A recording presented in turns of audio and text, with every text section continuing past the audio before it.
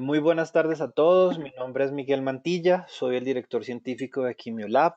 Ya pues llevamos una muy buena experiencia trabajando con diagnóstico de COVID. Acá en la sesión también nos está acompañando Adriana Maya, que es nuestra asesora en biología molecular y va a apoyarlos en muchas de las inquietudes que puedan tener a futuro junto conmigo. Entonces, seguramente en algunos seguimientos los va a estar llamando Adriano, los voy a estar llamando yo para que sepan. Y Carolina en este momento se disculpa, están en una reunión y no pudo asistir, pero les manda muchos saludos a todos.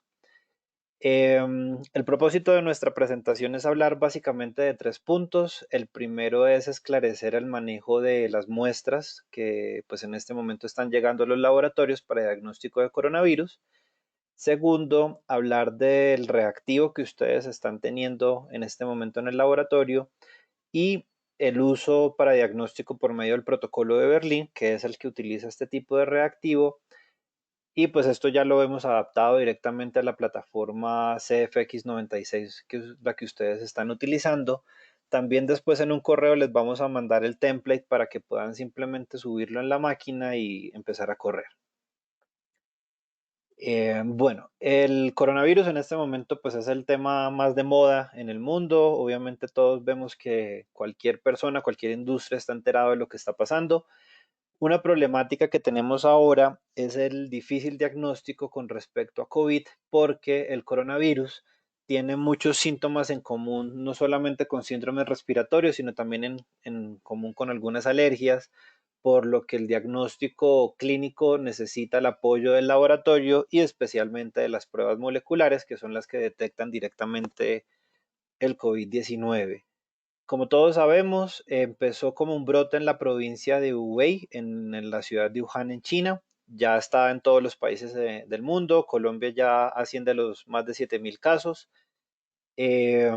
Y pues bueno, ya particularmente hablando del coronavirus, el COVID es un virus dentro del tipo de familia beta coronavirus que tiene varios miembros que están vinculados con su filogenia. El más cercano es el SARS, que es el virus que nos afectó con una pandemia también en el 2002. Esta es una adaptación. Lo que se ha visto por los servicios de secuenciación es que más o menos el 96% del genoma lo comparten, pero hay un 4% de diferencias que tiene el SARS-CoV-2. También comparte cierta homología con MERS, que fue otra pandemia que tuvimos en 2006, y con los otros coronavirus como el OC43 y otros que circulan dentro de la población y hacen parte de los algoritmos normales de diagnóstico que muchos centros clínicos tienen hoy con respecto a síndromes respiratorios. Por otra parte, pues ya hablamos acerca del virus y el virus es un virus pequeño en comparación a otros virus que están circulando en la población, como el HIV, que es un virus muy grande en comparación a este. Este es un virus que está más o menos entre los 120 a los 150 nanómetros de diámetro y es un virus bastante compacto. Por eso es que se dice que con estornudos y con dispersión por aerosoles no excede más de 2 metros y por eso mantener este tipo de distancias. Y esa es una diferencia, por ejemplo, con el virus del sarampión, que sí se dispersa mucho más fácil. El SARS-CoV-2 es un RNA virus. Esta es una característica importante y es una de las características que hace que las muestras necesiten un cuidado especial, que la extracción también tenga un cuidado especial y que sobre todo tengamos en consideración algunas cosas importantes que debemos tener en cuenta con las muestras, que se las vamos a contar en un momento, para que no caigamos en falsos negativos, que es una de las mayores problemáticas que podemos estar enfrentando, y es que al no manejar bien los aspectos preclínicos podemos estar procesando una muestra que es inválida. Una ventaja del kit que ustedes van a recibir o que ya recibieron es que les va a ayudar a detectar muestras inválidas de las muestras negativas. El segundo aspecto que tiene el virus es la nucleocápside N, que es una proteína que es producida por uno de los genes del genoma RNA del virus y es uno de los genes que vamos a identificar con el protocolo que van a utilizar. No es único el protocolo de Berlín. La gran mayoría de protocolos que la OMS ha aprobado utilizan el gen N de diferentes maneras. Una característica importante del gen N es que produce una proteína mucilaginosa que es muy parecido con la de otros coronavirus, pero a diferencia de la proteína E, que en un momento la vamos a mirar, la proteína N tiene una región que es común para los coronavirus, pero también tiene una región que es específica. Incluso el CDC solamente utiliza como algoritmo diagnóstico la detección de dos ondas que van solamente a la región N o al gen N, mejor dicho. Una característica importante, como ustedes pueden ver, es que la proteína N está envolviendo el RNA y esto hace que sea importante que los métodos de extracción que ustedes utilicen hagan una completa y eficiente denaturación o degradación de proteínas, removiéndolas de la muestra, porque de lo contrario, las proteínas al estar adheridas al RNA lo pueden hacer indetectable o pueden hacer que ciertas zonas del virus no sean detectados por la PCR. No estoy seguro qué método de extracción van a utilizar, pero es importante que miren que involucre procedimientos como el uso de proteínas acá o de otros que ayuden a degradar las proteínas presentes en la muestra. Después viene la proteína E. La proteína E es la proteína de envoltura. Es una proteína que es común para los beta coronavirus y es uno de los genes, el gen que produce la proteína E es uno de los genes que vamos a detectar también con el protocolo Berlín. Después de eso están las spikes o las puntas, que son la proteína RBD y son las que le dan la forma de la corona, por eso recibe el nombre de coronavirus, y están relacionadas con los puntos de adhesión que tiene el coronavirus con el receptor de angiotensina ACE2. Debido a que se une el receptor de angiotensina ACE2 del ser humano, este es su punto de entrada a las mucosas. En un momento se pensó que las personas que fueran hipertensas y tomaran bloqueantes contra el receptor de angiotensina tenían una ventaja ya que sus receptores iban a estar bloqueados por el medicamento, pero las células son mucho más inteligentes que eso y al contrario lo que hacen es desarrollar más cantidad de receptores como si fuera un efecto de umbral en las neuronas, lo que hace que por el contrario sean mucho más propensos a una virulencia por el virus. Otra característica que tiene esto es que también es mucho más común la cantidad de receptores de angiotensina en la población mayor, por eso se ha visto que el virus afecta mucho más agresivamente a la población mayor que a la población infantil.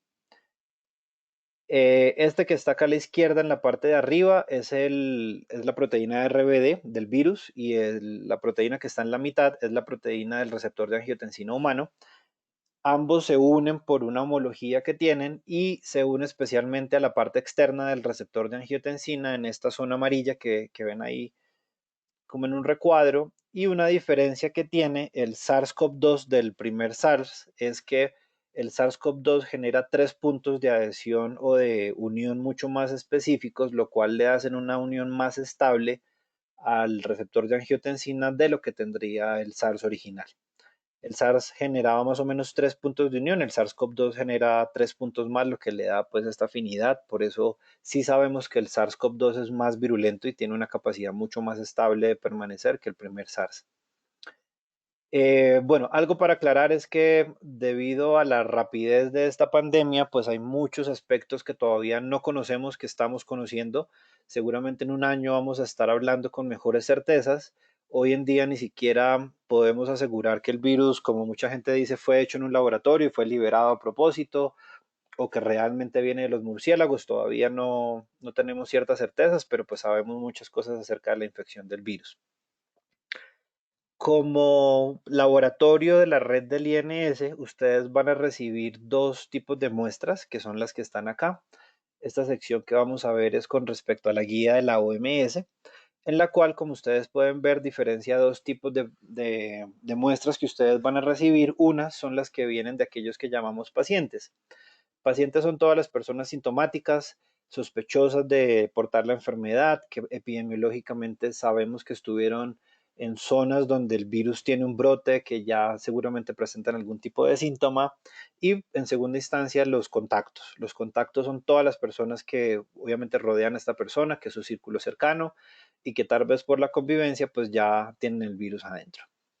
De las dos, ustedes van a recibir muestras respiratorias, que son las muestras aconsejadas, entre esas el esputo, el aspirado broncoalveolar, el lavado nasofaríngeo y demás.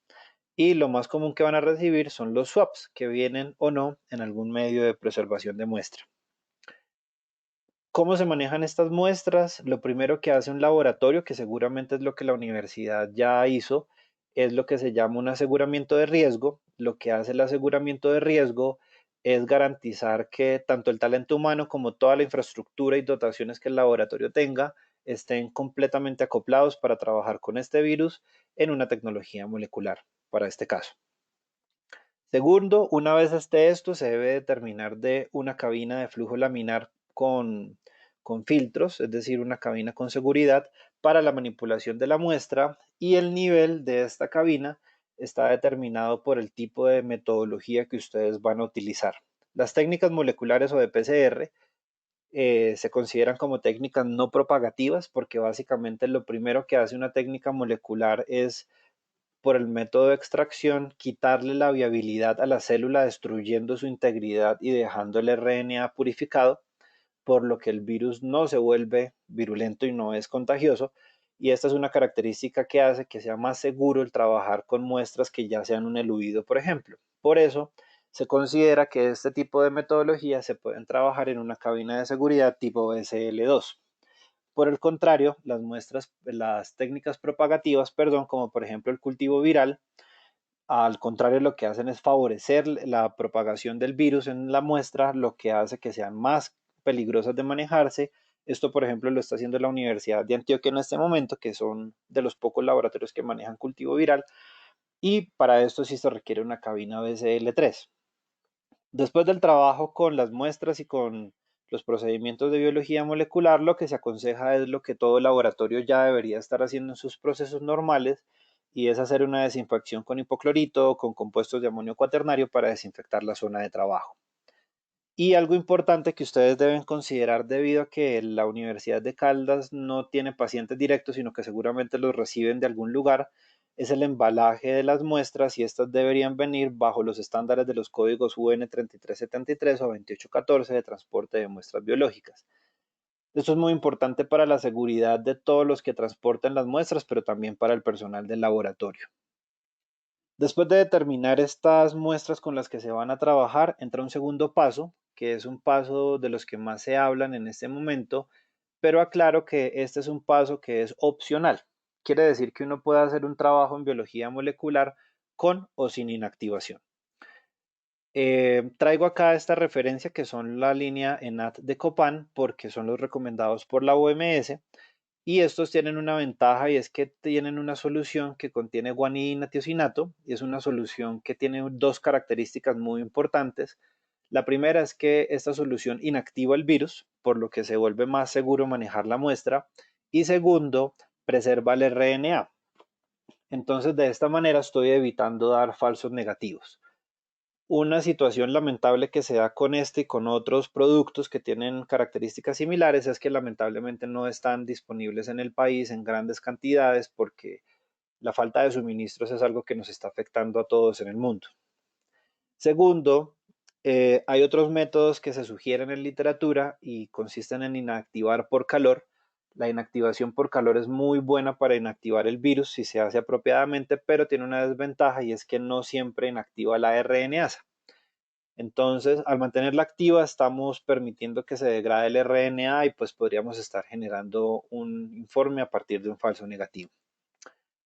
Otras personas están utilizando una metodología que es tomar el buffer de lisis de algunos kits comerciales y hacer una dilución 1:1 para generar la prelisis, y a partir de eso la muestra es inactiva. El problema de esto es cuando no tengo la matemática y la regla de tres muy clara en la cabeza, entonces puedo estar diluyendo la muestra y haciéndola indetectable.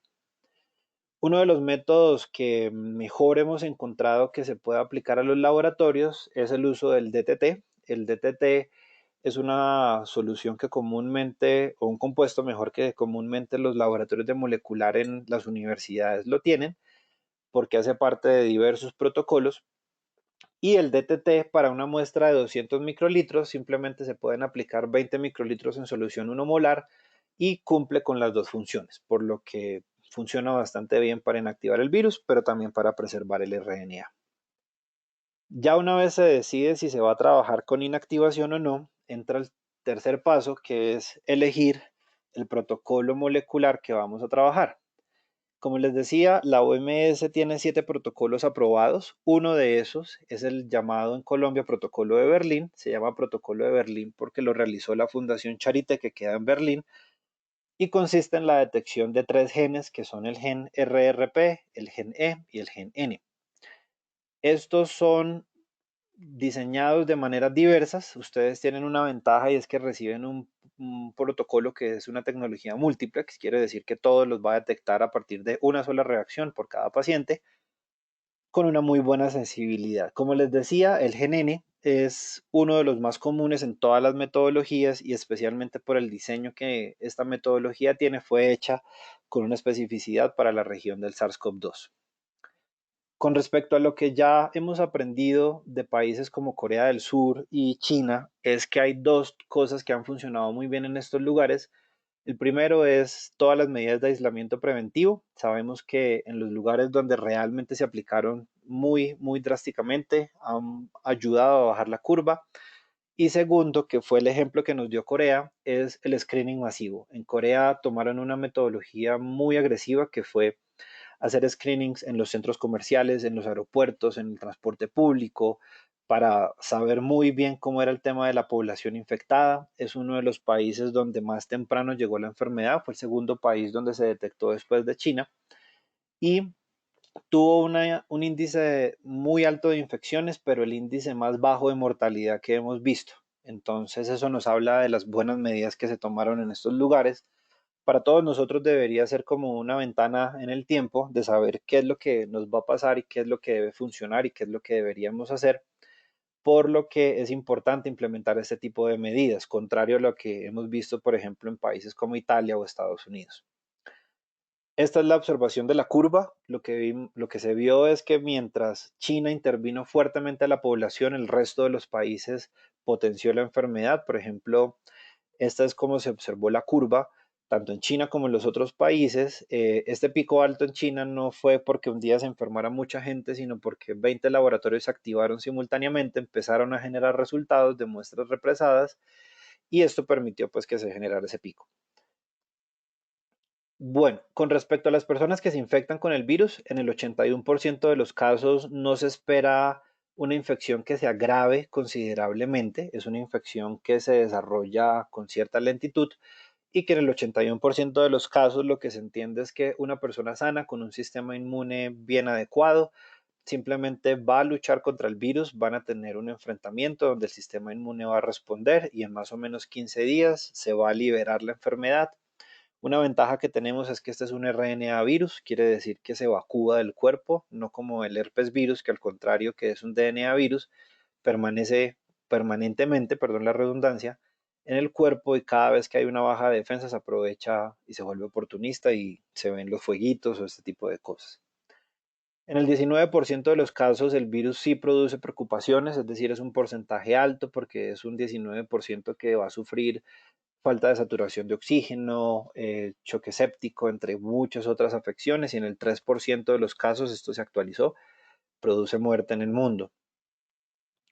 Bueno, ya hablando particularmente de la metodología, desde que la OMS declaró al COVID como una pandemia global, nosotros empezamos a elegir las mejores metodologías para trabajar porque sabíamos que se venía algo importante, especialmente viendo lo que China y Corea estaban ya viviendo, y elegimos a dos aliados estratégicos para poder trabajar efectivamente con esto.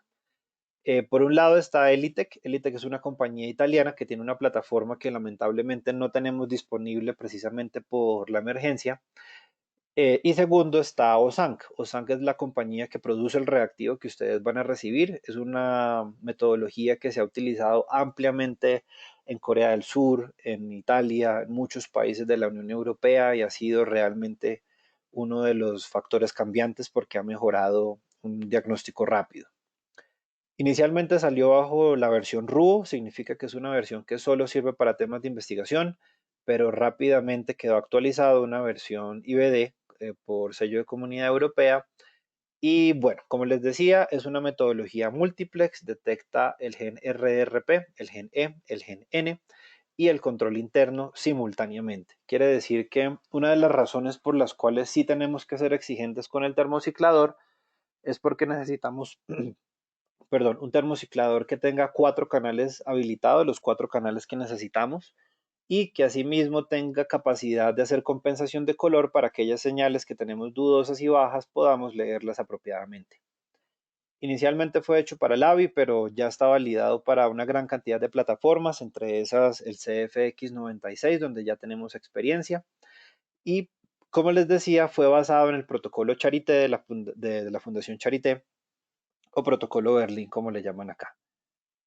Esta es la presentación del kit. El kit viene por 100 reacciones. En un momento les voy a mostrar cómo viene organizado el kit y cuál es la interpretación de resultados.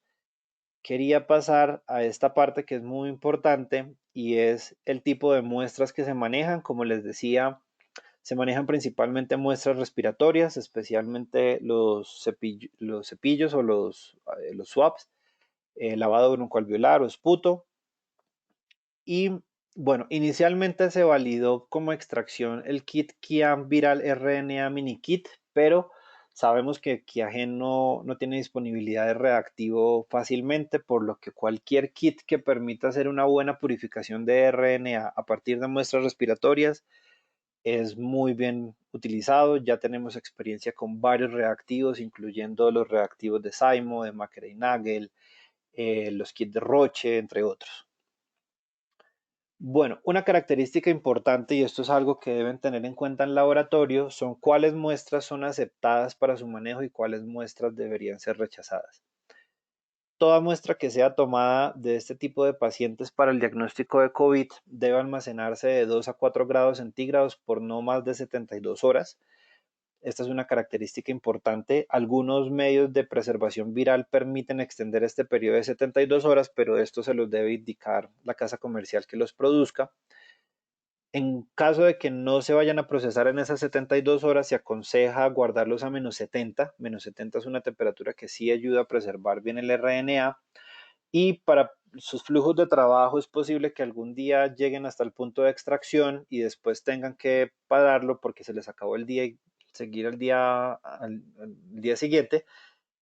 También deberían guardar ese eludido a -70. Mucha gente se confía de la preservación de RNA a -20, realmente no es tan buena, por lo que estos criterios es importante mantenerlos siempre en la cabeza.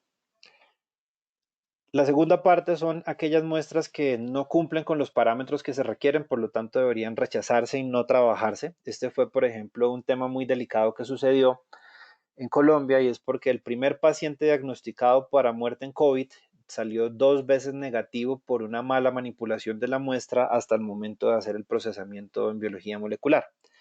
Este fue un taxista en Cartagena que 2 veces dio negativo.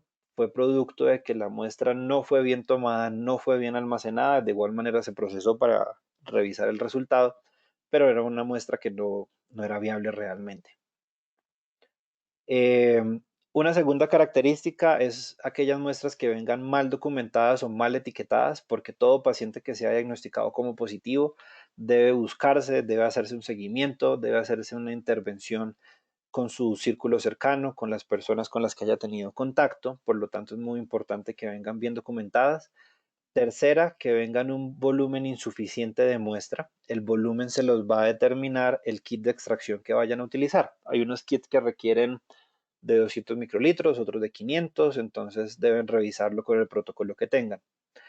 Y, perdón, otra característica es el tipo de matriz biológica que vayan a utilizar. Como les decía, las que están validadas y aprobadas son muestras respiratorias. Si bien hay documentación científica que muestra que COVID se ha extraído a partir de heces fecales, de sangre y otros tipos de especímenes biológicos, no es un factor bastante recomendable en este momento porque no sabemos cuándo el COVID pase la barrera pulmonar para llegar a otro tipo de tejidos, por lo que ojalá quedarnos con muestras respiratorias no más. Bueno, acá no me voy a detener con la descripción del kit, la voy a dejar para dentro de un momento donde ya les voy a mostrar específicamente cómo es el montaje. Características que tiene el kit están acá en la lista de la izquierda. Les pido por favor que olviden esta tabla de interpretación que está a la derecha porque la tabla está actualizada. Primero que todo, este es un kit que es enteramente cualitativo. Si bien es una PCR tiempo real que nos puede dar una idea cuantitativa, pues el kit no tiene una curva de estandarización que permita hacer una cuantificación. Nosotros ya hicimos un análisis semi-cuantitativo. Si les interesa, se los podemos compartir y lo hicimos a partir de varias muestras clínicas que ya estaban identificadas. Una característica importante es nuestro control interno. El control interno no lo van a agregar dentro de la extracción, ya que el control interno está dentro del pool de sondas y primers que apuntan en este caso al RNA mensajero humano en el gen de la RNase-AP. Esto es recomendación que da el protocolo de Berlín y es mantener un control endógeno, y es una característica importante que nosotros vamos a mantener, y es que aquella muestra que haya sido bien preservada, que haya sido bien extraída, va a dar un negativo porque se debe observar la presencia de ese control interno. Una ventaja al no tener un control exógeno es que de esta manera vamos a poder discernir con las muestras que son inválidas o las muestras negativas. Por ejemplo, en algunos centros clínicos donde hicimos validación comparándonos con otras metodologías, cuando procesamos las muestras que vienen de parte de la Secretaría para hacer la validación, hay veces donde ellos mandan una muestra tramposa y es una muestra que tiene solamente agua o solución salina, y en otras metodologías esto daba como un negativo. En la de nosotros va a observarse como una muestra inválida, es decir, hay que volver a la muestra, hay que volver a mirar al paciente porque seguramente todo lo que pasó hasta que llegó al laboratorio no es válido para el procesamiento. Bueno, acá voy a saltar ya a la parte de estandarización en el termociclador que ustedes tienen. Acá creo que ya están viendo. El kit viene con 4 tubos. Esos 4 tubos vienen con tapa verde y roja señalando el control positivo y el control negativo. Después está un tubo que tiene una tapa púrpura. Esa tapa púrpura indica que es el kit que contiene la Master Mix con la enzima One Step, con los DNTPs y con lo demás. Y posteriormente hay un tubo que es color ámbar. Con este les voy a pedir por favor que sean muy cuidadosos dentro del procesamiento porque este es un tubo, perdón, que contiene las sondas que tienen fluoróforos. Es decir que ojalá en el momento en el que lo vayan a abrir, apaguen la luz de la cabina, trabajen con la luz de atrás y solamente la vuelvan a prender cuando vuelvan a cerrar el tubo. Nosotros no aconsejamos preparar alícuotas a menos de que estén bien protegidas de la luz, entonces esto lo dejamos a discreción de ustedes. Los 4 tubos soportan 10 ciclos de congelado y descongelado sin perder viabilidad. Se deben guardar a una temperatura de menos 20 grados centígrados y así pueden mantener una vida útil de más o menos 12 meses. Quiere decir que si ustedes exceden un ciclo descongelado y llegan al ciclo 11, no significa que el reactivo se dañó, quiere decir que tal vez ya no va a durar 12 meses, sino tal vez un poco menos. Esta es la manera de trabajar. Entonces, la manera en la que se prepara el reactivo es que se toman 10 microlitros de la solución tapa púrpura, es decir, la solución que tiene la máster, más 5 microlitros de la solución que contiene las ondas. Quiere decir que voy a tener un volumen de 15 microlitros más 5 microlitros de el eluido o del control positivo o del control negativo. Depende de lo que vayan a montar. Quiere decir que voy a tener un total de 20 microlitros de volumen de reacción. Esto pues es importante para la programación dentro del termociclador para que la tengan en cuenta. Nosotros siempre aconsejamos preparar el número de muestras con el volumen aconsejado más un poquito más. Ese poquito más lo dejamos siempre a discreción del laboratorio, considerando que muchas veces las puntas no son las más ideales, que las micropipetas estén mal calibradas o cosas por el estilo son las que contemplamos. Acá muy importante está la interpretación de los resultados a partir de la metodología que ustedes tienen, y como pueden ver solamente hay un tipo de resultado que es cuando detecto nomás el gen E. Ese resultado se detecta como beta coronavirus o se informa como beta coronavirus, no particularmente como SARS-CoV-2. todos los demás tipos de combinaciones posibles, es decir, el gen RRP en cualquier combinación o solo, o el gen N en cualquier combinación o solo, o el gen N solo, son suficientes para hacer un diagnóstico de SARS-CoV-2. De esta manera van a tener una tabla muy fácil de utilizar que pueden tener a la mano. Acá hay una característica, es que no se está viendo el control interno. El control interno, como ustedes saben, es para probar que la corrida haya sido bien realizada. Hay un caso en el que pueden no observar el control interno y es en aquellas muestras que tengan una alta cantidad de copias virales, es decir, que ustedes observen que el ciclo o el CT que se dispara esté más o menos sobre los ciclos 15 a 20 para los tres genes. Entonces ustedes van a ver, por ejemplo, que se disparan el gen RRP, el gen E, el N, pero no se dispare el control interno. Esto sucede por competencia, más no es un criterio de exclusión de la muestra. Estos son los ciclos de tolerancia para cualquiera de los targets, es decir, para los tres genes del COVID, ciclos menores a 40, y para el control interno, ciclos menores o iguales a 35 son suficientes para poder aprobar la corrida. De esta manera fácilmente lo van a poder estandarizar. Como les decía, esto es un protocolo que ya hemos utilizado en muchos laboratorios. Ya para cuando lo vayan a utilizar, simplemente la programación nosotros se las vamos a facilitar en un template, pero para que ustedes tengan la información completa, este es de otro termociclador, pero no importa. Acá están los 4 canales que requerimos utilizar, más o menos las longitudes de onda de excitación y emisión que se requieren, y ya los thresholds que se van a utilizar pues van a estar dentro del template que nosotros les vamos a proveer. De esa manera muy fácilmente van a poder estandarizar el kit. Obviamente van a contar con nuestro apoyo. Quedo ahora atento a resolver cualquier duda que tengan.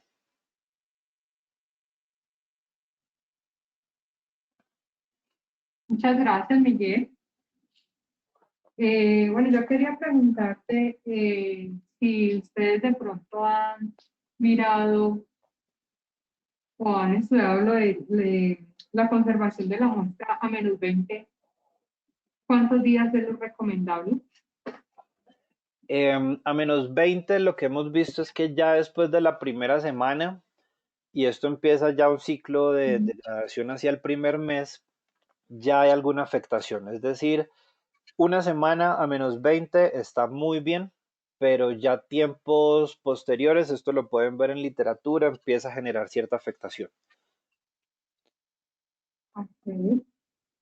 Y no, lo otro es pues, recomendarte, porfa, si nos puedes compartir lo de los análisis cuantitativos Claro, que nos mencionaste. nosotros tenemos una cuantificación del control positivo. El control positivo viene más o menos en una concentración de 1 millón de copias por mililitro. Y a partir de eso hicimos Ajá. diluciones seriadas para hacer una curva de calibración a partir de muestras conocidas que tenemos de IDIME y de la Fundación Santa Fe. Y a partir de eso ya pudimos establecer más o menos una curva semi-cuantitativa. Claro que este fue un estudio rápido que hicimos nosotros, pero que nos ha sido útil para algunos casos.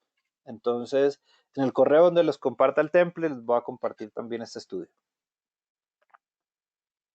Bueno, muchas gracias. ¿Tienen algún pregunta? Bueno, pues por acá veo que acá hay un compañero que te quiere hacer una pregunta. Sí, Buenas tardes, te quería preguntar si han probado el kit diluyendo, usando la mitad del contenido por reacción, es decir, no 15 totales, sino la mitad.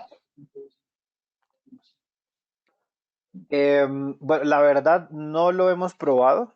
Es teóricamente posible siempre y cuando el eluido que ustedes tengan, porque también estarían utilizando la mitad del eluido, que serían 2.5, tenga una muy buena pureza de RNA.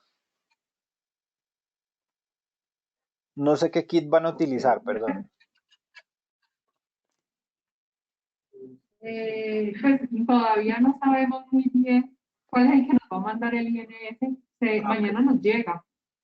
Ok, creo que yo sé cuál es uno que les está dando ANAR, que es un reactivo que viene de China. Yo voy a tener la opción de manipularlo mañana en la Universidad de los Andes, entonces cualquier duda que tengan, tal vez voy a estar en la capacidad también de responderle. Doctor, yo lo que les recomendaría con Ah, respecto a su pregunta es que hagan en el primer montaje una repetición del control positivo utilizando en la primera repetición la metodología tal cual nosotros la recomendamos, es decir, 10-5 con 5 de control positivo. Y hagan una segunda repetición utilizando todos los volúmenes a la mitad para ver si se mantienen los mismos niveles de CT. Ok, perfecto, Es decir, gracias. que nosotros desde fábrica lo que decimos es que si teóricamente el control positivo funciona apropiadamente, todo lo demás pues debería funcionar bajo las mismas características. El control positivo, para que sepan, debería amplificarle las 4 sondas, es decir, las 3 de COVID más el control interno. El control negativo no les debe amplificar absolutamente nada. ok. Listo, creo que no tenemos más preguntas por el momento. Vale, de igual manera, pues doctora Laura, usted tiene mi número, cualquier cosa, tanto Adriana como yo vamos a estar atentos de poderlos ayudar. Como les decía, más o menos en una media hora que me demoro en subir el video, les comparto un correo con todos los soportes para el montaje en CFX junto con la documentación y este video. Listo, gracias. Por ahí ya me informaron que nos hicieron el envío de los kits. Sí, Entonces, hoy muchas hicimos gracias envío a también toda por eso. Colombia, entonces yo creo que mañana lo están recibiendo. Bueno, ojalá. Bueno, muchas gracias. Muchas gracias. Muchas Vale, gracias. muchas gracias, buen día. Buen día, doctores, hasta luego. Hasta luego.